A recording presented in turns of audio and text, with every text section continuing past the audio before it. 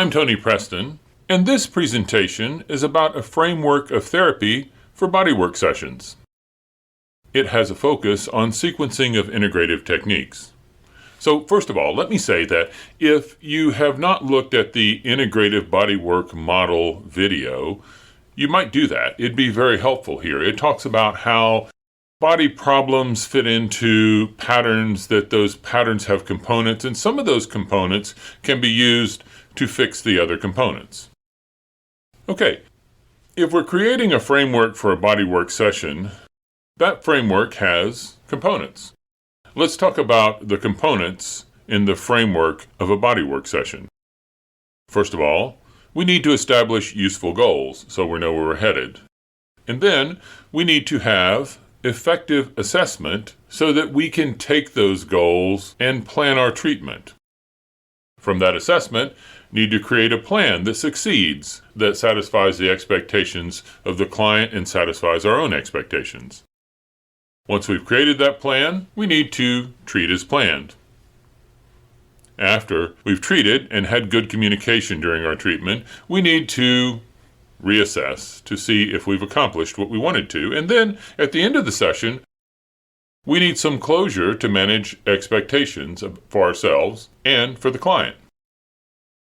So this process isn't just good for clients. It isn't about just creating a better experience for the client. It's also about creating a better experience for the practitioner.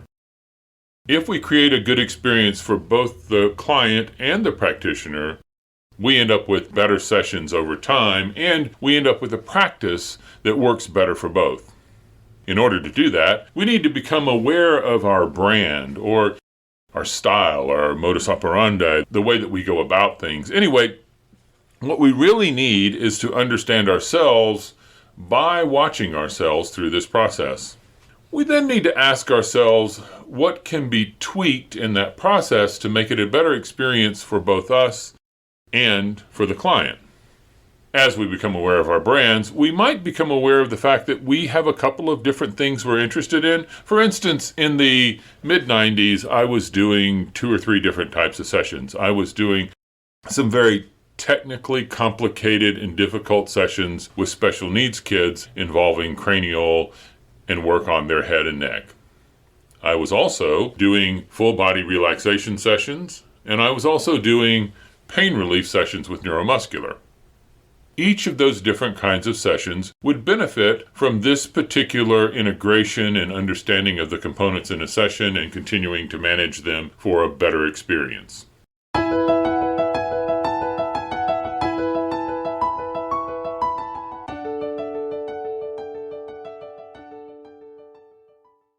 In the middle of this, let me say that consistency begets consistency.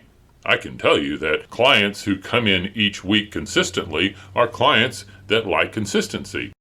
That doesn't mean that they like exactly the same thing every time, but it does mean that there needs to be consistency among the sessions and maybe even consistency in change. You may have a practice that is quite challenging, that has a lot of different people in it. Maybe you work in a clinic and you just deal with whatever pattern comes in that day, or you're on a cruise boat and you deal with different types of people every day, or you may have a practice that's very settled where you do primarily full body relaxation work. Consistency and consistency in change helps all of those practices.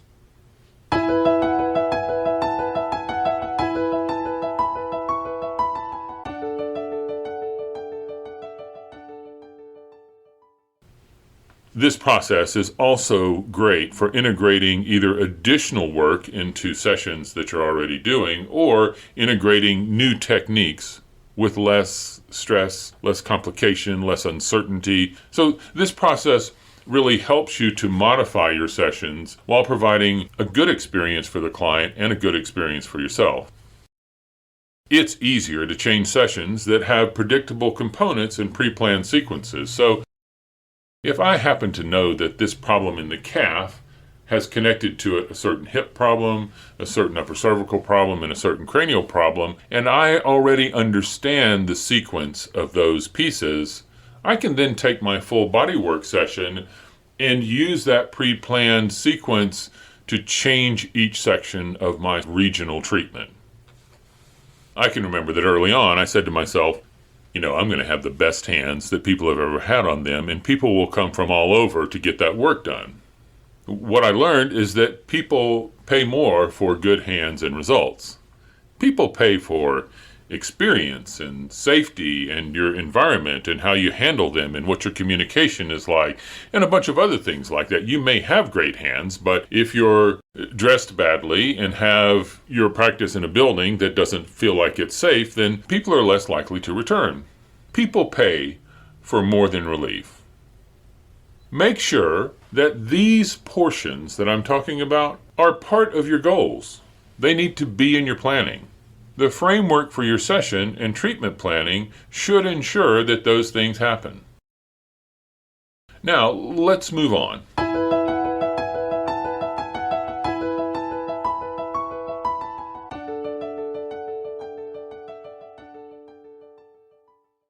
Before I start into the components of the framework of a session, let me talk a little bit about the examples that I'm going to use. I'm going to look at two different muscles here. The first one is the peroneus longus, and the second one is the infraspinatus. Each anatomy post on integrativeworks.com has a grid that lists all of the associated posts for that muscle. Let's take a look at the grid for infraspinatus. If we take a quick look, we can see that there's a post for a particular case. There are therapy notes, there are anatomy pieces, there are trigger point, there are self-care, there's a cranial release for rotator cuff muscles. So this grid has a lot of information about parts of the website that are connected to the infraspinatus muscle. If you're on a desktop or a laptop, you might want to open the anatomy post so that you can look at posts as I go through this presentation. This presentation works well without opening that. However, here is the URL for peroneus longus. You can also just go to integrativeworks.com and key in peroneus longus anatomy, and it'll come to the top. And here is the URL for infraspinatus. And again, if you don't want to type in that URL, you can just put in integrativeworks.com and search for infraspinatus anatomy.